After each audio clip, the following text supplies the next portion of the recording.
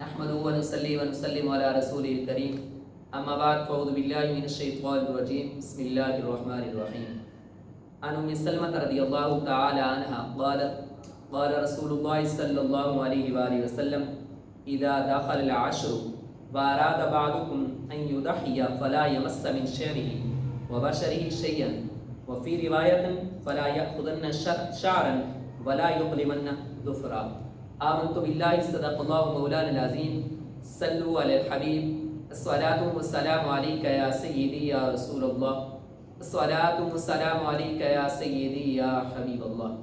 معزز سامعین کرام، آج کی میری گفتگو کا جو موضوع ہے وہ ہے کہ عشرہ ذی الحج میں یعنی قربانی کے 10 دنوں میں بال اور ناخن کاٹنے کا کیا حکم ہے.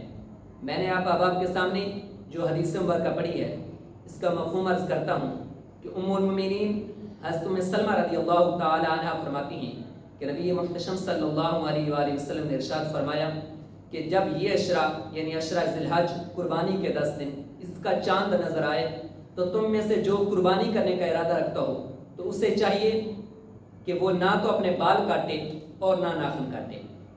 لیکن یہ عرض کرتا چلوں کہ یہ حکم وجوبی نہیں ہے بلکہ استحبابی ہے، یعنی مستحب ہے.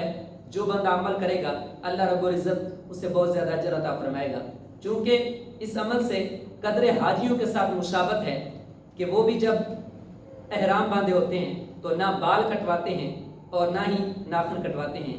اس لیے فرمایا کہ جو بندہ ایسا کرے گا تو اللہ رب العزت اس کو بہت زیادہ اجر عطا فرمائے گا. اور اسی طرح بعض روایات میں آتا ہے کہ جس بندے نے قربانی نہیں کرنی وہ بھی اگر یہ عمل کرے گا یعنی اپنے بال اور ناخن نہیں کٹوائے گا تو اللہ رب العزت اس سے بھی بہت زیادہ ثواب عطا فرمائے گا.